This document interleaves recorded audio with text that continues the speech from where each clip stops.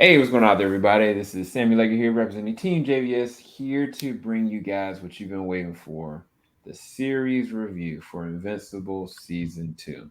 You guys have already probably heard it's insane, and they are putting their foot on the gas. So, there's a couple different things we're going to talk about before we go into this series review. We're going to be really quick and concise, but we will be going through a full spoiler review separately with a group of us, and we're also going to be doing with another partner podcast. We're going to be going and dissecting some of these characters from an emotional, mental level as well, which I'm very excited about. But from that same podcast and one of our very own, the Team JVS, I have here Keaton. What's up, dude? What's going on? How you doing? Man, I'm here. Having a crazy hair day, having a crazy day, but you know what I'm saying? Invincible. I'm shook. I'm shook. I'm allowed to say that on a non-spoiler Yeah, review, right? I yeah. can say I'm shook. Yeah. So just letting you guys know, if you guys are trying to pick for spoilers, we're not gonna give you any. I'm not even gonna go down to what the trailers have. I'm just gonna give you guys, my perspective of it, and Keaton's gonna give you his, and we're gonna keep it straight through the eyes. So one of the biggest things about the last season is just the emotional weight of kind of how this story went and how it ended on the first season. It was such a Heavy, heavy ending, and heavy. it was not a gratifying one, but you absolutely needed to know what happens next. And I don't think I've gotten anything from that since I want to say like season 2 of My Hero Academia, where I was kind of like, Mark looks like a hero that is going to be something amazing, but then he's got this connection, this literally his father, that is the darkest sides of him and darkest sides of humanity as well. And so I was so excited to see where it was going to go, and lo and behold, these 4 episodes, man, I can't believe how hard it went. Like you think you're going to get eased into something. Yeah. They said, nah, forget that. No. Hold this beer real quick because I'm about to show you something. Yeah. They did not slow down. If anything, they switched to a faster car in the off season. It. Yeah. It went from it. It started at breaking the speed limit. I'll say that. Yep, that's a fact. That's a It gas point fact. started there because, man, it's so good. And what I do love is that they have such a good balance of answering questions while giving you more questions at the same time. It keeps you absolutely hooked. And the amount of character development that we get in only the first 4 episodes is absolutely insane to me. I look at almost every single character differently now after just 4 episodes versus all of last season. Yeah, no, absolutely. And if any of you guys didn't watch, the Adam Eve special, you get a huge character dissection of how she got her powers, to how she joined the group of the Guardians, and then also why she is doubtful within herself, because some of that plays out even in these few episodes. Like you get a Mhm. lot of that self-doubt, self-worth. But it's not just him, it's not just her, it's every single character has to reassess what happened at the end of that season, for good or Well, bad. yeah, everybody that had anything to do with Omni-Man is, of course, in a very rough place just because of what happened last season. And so, they do such a really good job of also bringing this world of superpowered people down to a very, very human level. Like you really, it it does, like there's so many times it doesn't feel like a superhero show. It honestly just feels like a drama, Yeah. and it's very well done. Um it's very well done. I like I and the gosh voice acting is just amazing. It really is. I The voice really was acting going is to amazing. The segue. music choices are amazing. Like, Yeah, yeah, I was going to segue to Sandra Oh, man. Shout out to her as Mark's mom because she, the last episode, like basically he equated her to a pet. rough. And what does that do to not only the fact that her husband that's lied to her this whole entire time, basically resorted to her as a pet, but almost beat her son to death. And they could have just kind of had this cliche thing. She's just bottled up. She's not talking. Like, no, she's actually trying to persevere, and she's trying to make herself jump out of her shell, so to Hmm. speak. And without spoiling too much, she goes through all the different cycles of grief and pain and loss, and it makes it so human because at the end of the day, as much as Mark is trying to reconcile within himself, like, is he capable of this? It's even more so like this is his mom. Like he has to figure out what that balance looks like to be there for her. And Well, not anybody that's a son, you want to be there for your parent. You want to and be there for them.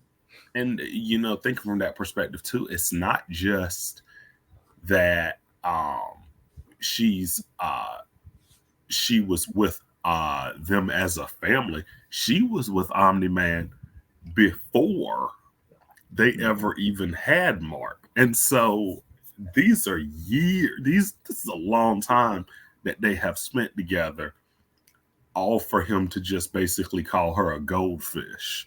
Yeah.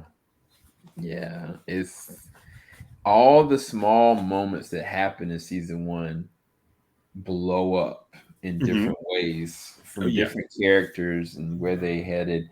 But I'm gonna say this, you guys, there are some surprises too. Like Yeah. there's so many different surprises. Like new characters, like we talked about some, just for instance, Sterling K. Brown is playing this character, Angstrom, and just his philosophy and how he thinks and how they kind of utilize his character is very fascinating, very familiar, but also very sincere and important at the same I'm time I'm without going into too much. I'm extremely interested in seeing what they do with his character, because yeah, we've only seen the first 4 episodes, but I tell you, it really does look,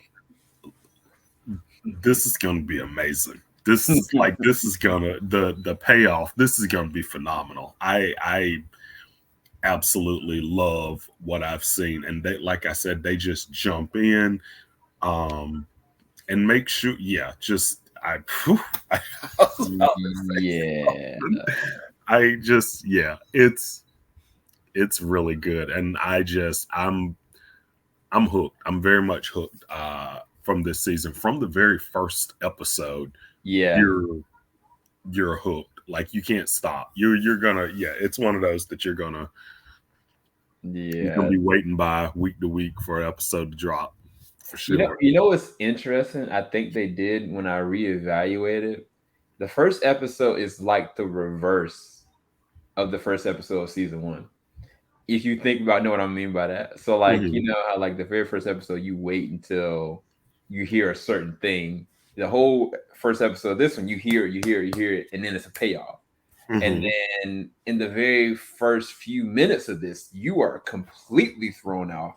Yeah. And like opposite of that, the last season, the end of the last. So it's very interesting how they Hmm. position this just off the first episode. But It's it cool. does it sets It's the tone. cool. So. It's really cool. Yeah. I thought what they pulled there was really cool. Um yeah, it's great. I would I you have to check it out. If you haven't checked out the first season, make sure you check out the first season, because this one is, it's got some heat to it. So I hope you like seasoning. Yeah, it's still got the balance in comedy and drama and action, but I think that they just allowed this to just get better. Like I don't know how to Mhm. really position it. Like the writing is just so freaking good. Like you've got a great voice acting cast. You got a great animation team, and like from what I'm understanding now, like they've already confirmed the season 3, and I think that even Robert Kirkman basically said there's never going to be this long of a gap anymore. So they're going the route like kind of Rick and Morty did, where they're just continuously recording, which is amazing. Good. And I am all the way there for it. But Yeah. yeah, you guys, we could keep going on and on, but there's so many surprises that we're trying to keep our lips tight. I have a favorite episode. I'm not gonna say what it is. There are voice actors in this you just aren't ready to hear. But be prepared to be hurt, emotionally, and at the same time, cheer, like rally behind what's going on. Because there's one moment. One thing I'll say is there's an underwater moment that I was like, this is kind of like My Hero Academia, the first episode, the end of the last episode. It's like, all right, now I am rallying behind it. I am all the way there. Like I'm gonna wait to the finish line. I can't wait. It's good. It's good. I'm really excited about it. But yeah. What we rate it?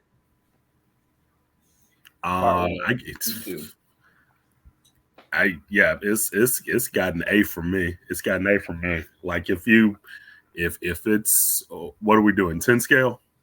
Yeah, we can do 8F. That's fine.